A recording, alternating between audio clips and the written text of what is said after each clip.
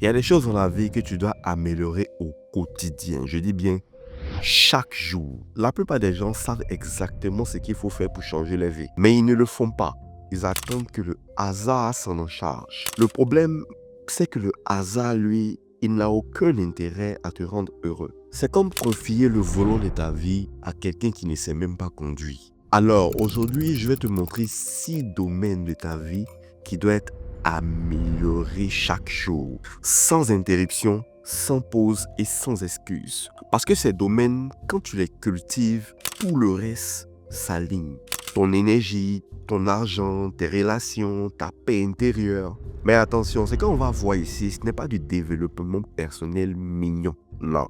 C'est du vrai travail, de la discipline, de la clarté, du feu intérieur. Et si tu tiens jusqu'à la fin, je te promets, tu ne regarderas plus tes journées de la même façon. Prêt? On y va. Le premier domaine, c'est ton temps, la monnaie des rois. Le temps, c'est la seule chose que tu ne peux ni acheter, ni regagner, ni négocier. Riche, pauvre, malade, puissant, tout le monde a les mêmes 24 heures. Mais la différence, c'est ce que tu fais avec. Regarde autour de toi. Ils n'ont pas le temps. Mais quand tu regardes dans les téléphones et que tu vérifies dans les paramètres, tu verras plus de 8 heures de temps d'écran. 8 heures à scroller des vies qu'ils n'auront jamais pendant que la leur s'éteint doucement. Imagine que chaque matin, la vie dépose sur ton compte 86 400 secondes.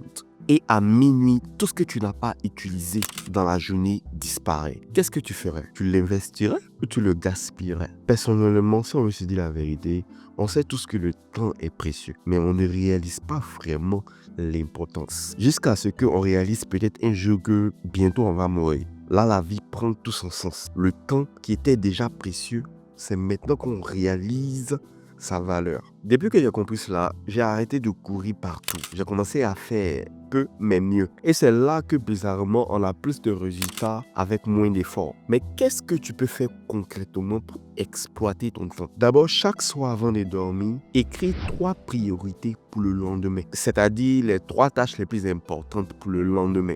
Ça va te permettre de te concentrer sur les choses importantes au lieu des détails. La deuxième chose, c'est de prévoir du temps pour le repos, car le repos même fait partie du travail. Il ne faut pas négliger ces petits moments de repos là, parce que ce sont ces petits moments de repos là qui vont recharger ta batterie. La troisième chose que tu peux faire, c'est d'apprendre à dire non. Non aux distractions. Non au volet de temps, c'est-à-dire les invitations inutiles. Non à tout ce qui ne te lève pas. La quatrième chose que tu peux faire est de réaliser une tâche à la fois. C'est-à-dire bloquer des temps de concentration où tu te concentres spécialement sur une seule tâche. Quand tu finis, tu passes à une autre tâche, ainsi de suite. Mais un moment de concentration pour une tâche, tu vas remarquer que tu seras un peu plus efficace. Arrête de te dire que tu manques de temps. Non, tu ne manques pas de temps. Tu manques juste de priorité, c'est tout. Le deuxième domaine que tu dois améliorer chaque jour, c'est de nourrir ton cerveau. Yo, la pauvreté la plus dangereuse, ce n'est pas celle du portefeuille, c'est celle de l'esprit. Tu peux tout perdre, ton job, ton argent, tes biens, mais personne ne peut te voler ce que tu sais. Le livre des Proverbes, chapitre 16, verset 16 dit: combien acquérir la sagesse vaut mieux que de l'or. Combien acquérir l'intelligence est préférable à l'argent. Et c'est vrai, la connaissance est plus précieuse que l'argent. Ce qui est dans ta tête peut produire plusieurs fleuves de ressources financières. C'est pour cela que la plupart des riches ne cessent jamais d'apprendre.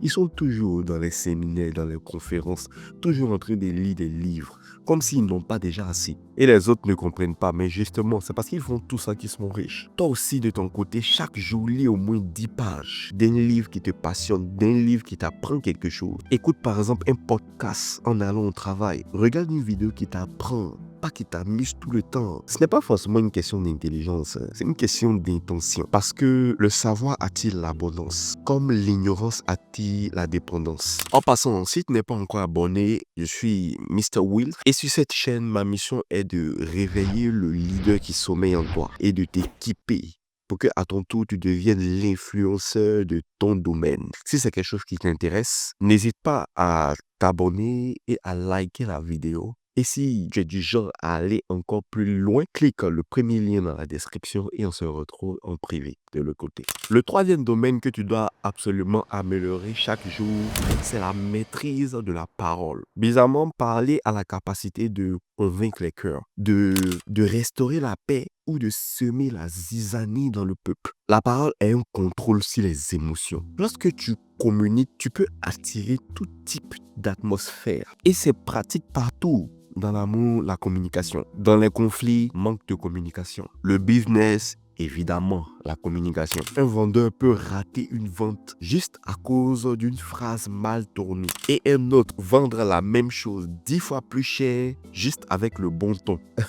C'est là que j'ai compris que les mots ont un pouvoir mystique. Quand tu sais manier les mots, tu peux manier les armes. Parler en étant capable de voir le monde à travers le regard des autres. T'améliorer là-dedans, entraîne-toi à t'exprimer, pas à impressionner. Tu peux trouver des milliers de formations sur le sujet. Mais chaque jour, essaie de parler devant ton miroir. Tu te tiens devant ton miroir et tu parles. Au fur et à mesure, tu verras que tu vas développer une certaine aisance à parler. Observe tes expressions, ta posture, ton énergie. Si possible, même filme-toi pendant que tu essaies de parler. Tu pourras toi-même te corriger au fur et à mesure si tu n'as pas encore le courage de te présenter devant un public. Ce sont des choses qui viennent au fur et à mesure. Mais à ton échelle, tu peux commencer là, devant ton miroir, enregistrer avec ton téléphone et te corriger au fur et à mesure. La quatrième chose à améliorer au quotidien, ce sont tes ressources financières. Évidemment, le blé. Lorsqu'on gère son temps, on nourrit son cerveau, on arrive à communiquer, on va attirer les opportunités. Les opportunités viendront à nous. Mais il faut qu'on sache les reconnaître et les exploiter. Il faut constamment avoir le courage d'épargner et d'investir pour accroître nos différentes sources de revenus. De nos jours, personne ne peut se permettre de gagner la même chose année après année. Non, non, non, non. Il y a l'inflation, nos charges qui augmentent. On a plus de responsabilités. Alors, on doit avoir aussi cette intelligence financière, cette discipline d'épargne et d'investissement pour qu'on soit capable de reconnaître et d'exploiter les opportunités d'affaires. Le cinquième domaine, c'est sa vie spirituelle. Écoute.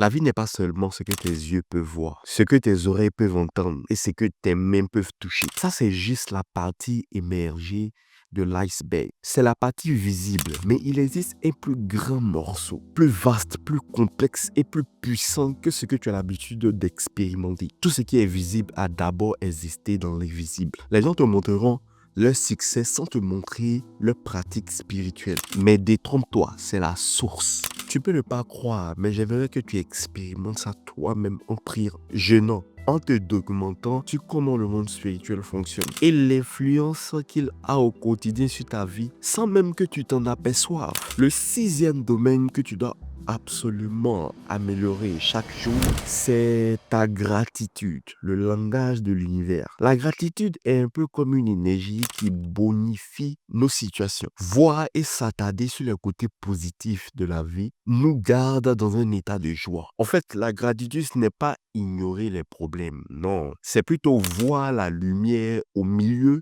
du problème. Ça fait un moment maintenant que j'ai décidé de ne plus m'apitoyer sur mon sort. Dans toutes les situations, il y a forcément un côté positif que je peux regarder pour être reconnaissant. Une fois que je le trouve et que je me concentre là-dessus en remerciant le Seigneur, bizarrement, cette situation ne dure jamais et je trouve la paix. Et c'est ça la vraie gratitude. C'est dire merci pour les bénédictions et les blessures. Chaque matin, écris au moins 3 choses pour lesquelles tu ressens de la gratitude. Ça va entraîner à pouvoir voir le bon côté des choses, même les plus petits. Ton lit, ton café, ton souffle, ta santé, ton sourire, tout ce que tu as la chance d'avoir dans cette situation. Parce que la gratitude, c'est une fréquence. Et plus tu la vibres, plus la vie t'envoie d'autres raisons d'y rester. Voilà les 6 domaines que tu dois améliorer chaque jour non-stop.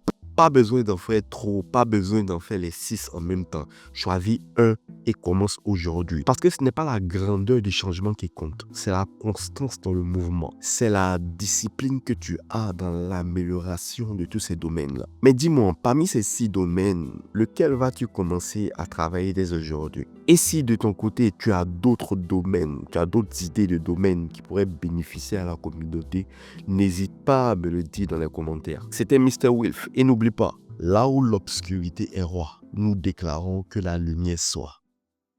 Peace.